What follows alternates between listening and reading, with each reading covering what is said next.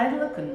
Сәкен Сейфуллин атындағы Жаңарқа аудандық тарихи өлкетану музейі Абай Құнанбайұлына 175 жылдық тойына орай әлем таныған Абай атты көрме ұйымдастырды.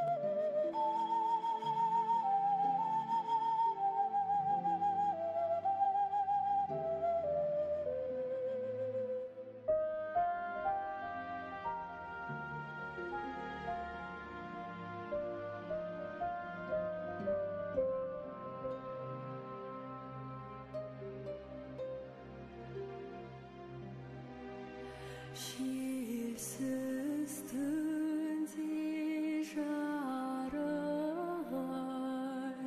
сәулесіз суда дірілдеп,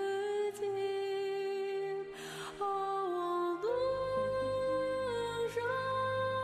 Әлем таныған Абай. Абай Құнанбайұлы ақын, ағартушы, жазба қазақ әдебиетінің, қазақ әдебиеті тілінің негізін қалаушы, философ, композитор, аудармашы, саяси қайраткер, либералды білімді исламға таяна отырып, орыс және Европа мәдениетімен жақындасу арқылы қазақ мәдениетін жаңартуды көздеген реформатор. Ес нәрсеге асық бол, талап, еңбек, терең ой, қанағат, рахым ойлап қой, ес асыл іс көрсеңіз Абай Құнанбайұлы. Абайдың 160 жылдық мерейтойынан тарту ретінде Сәкен Сейфуллин атындағы музейге өткізілген кілемше. Абай Құнанбайұлы 1903 жылы отбасымен түскен фотосуреті. Ұлы Әбдірахманның фотосуреті. Ақылбай Абайұлы, Тұрағұл Абайұлы және Абай Құнанбай өзі түскен фотосуреті. Абай жолы романмен танылған жазушымыз Мұхтар Әуезов.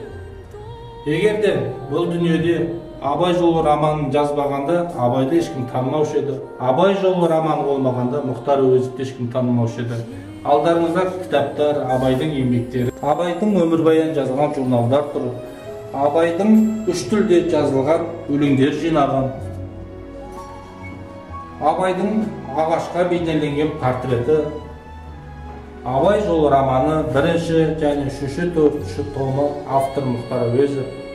Абайдың өмірбаян жазылған газеттер қиындылар тұр, өлең жинақтары тұр.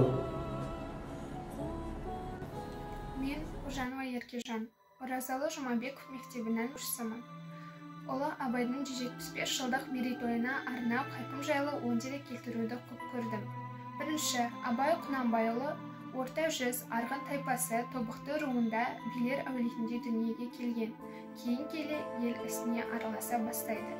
Екінші, Абай Құнанбайұлы шын есімі Ибрахим. Анасы Ұлжан, жас Ибрахимді еркелетіп Абай деп атаса керек. Үшінші, Абайдың 3 әйелі, 10 баласы болған. Төртінші, Абай Құнанбайұлының 15 жасында көрген алғашқы махаббатының есімі Тоғжан. Әнші Әйгерімді көрген кезде де көз алдына Тоғжанды елестетеді. Бесінші, ел ісіне араласа бастағанда бай шонжарлардың арасында наразылық туындап, үстінен бірнеше арыз түседі.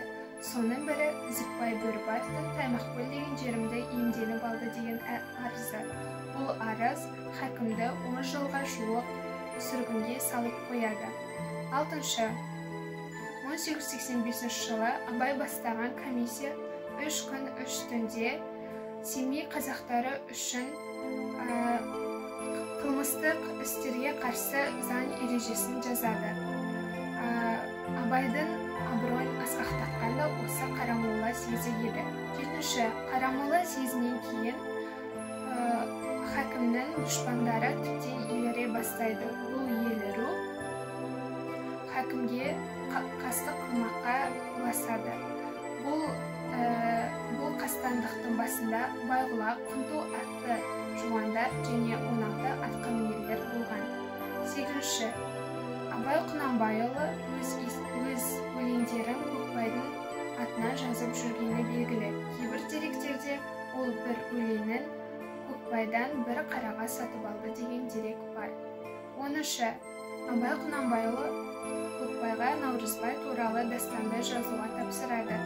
Бірақ Көкбайдың Наурызбайдың ақауызы суреттеген тұсына көңілі болмай, шоқпардай кекілбар қамысқұлақ өлеңін жазады. Бірақ бұл да Наурызбай батырдың аты ақауызға ұқсамағандықтан Көкбайдың Наурызбай Фатима атты жыр дастанына енбей қалады.